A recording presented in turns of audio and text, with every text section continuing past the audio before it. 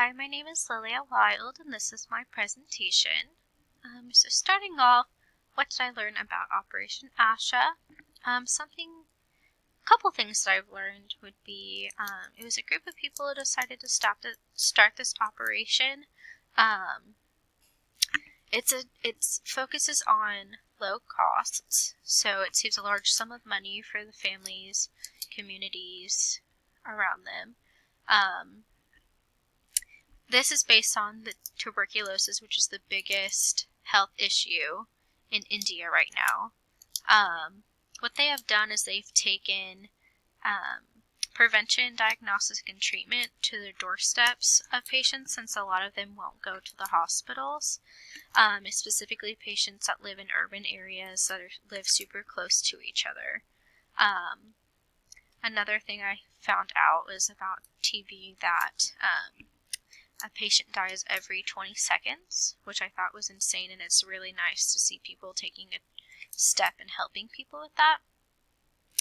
A situation that I'm aiming to improve, working in an animal hospital, it's very hard seeing certain situations come in, but the one that's hit me the most would be putting down perfectly healthy animals because the owner doesn't want to take ownership of them any longer.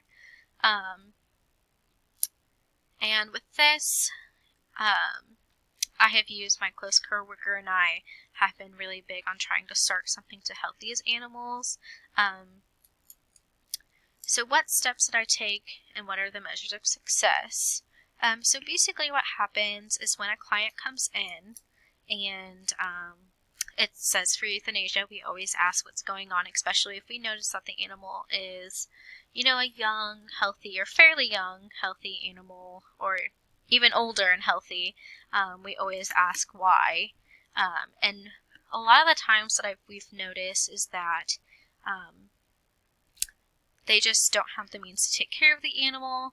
They don't want the animal. They don't want to have ownership of that animal, or in some instances, once they hit a certain age, they just don't want them any longer. And so instead of taking them to a shelter, they just want to euthanize.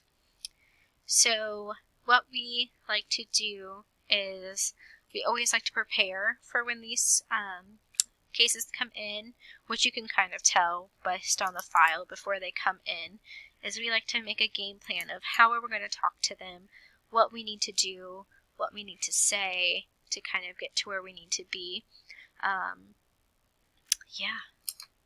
So next.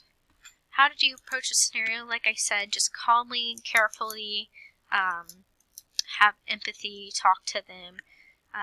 You just want to be very careful with these situations because you don't want to overdo it to where they take them somewhere else, but you don't want to underdo it so you can't get to your end goal, which would be saving them. Something that we do is, I would go in and speak with them and see what I can do. I'll try to get them to sign over their rights, and so once that happens, which most of the time I can get them to, either I will take said animal home, or we have, I've actually started up a fostering program, so we have fosters lined up in cases of this, so we can try to find them a good home. So some of the surprises that come with this is a lot of people don't realize how often this truly does happen, and what I'm able to do is I'm able to get them a second chance of life. So that is, I'm always come to a surprise when I'm able to reach my end goal. So, insights have you learned about AI? I would say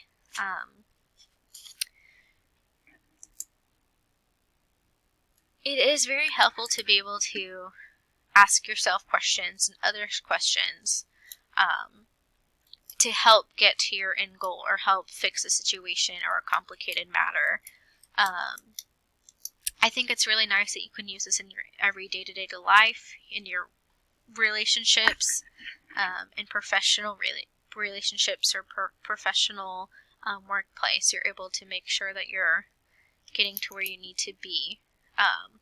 I find this very nice after learning about this. I can use this because my other job is working at the zoo, and being able to ask myself questions and ask others, especially working with a lot of guests, help calm them down, calm myself down, and figure out how we can make a good solution out of the problem.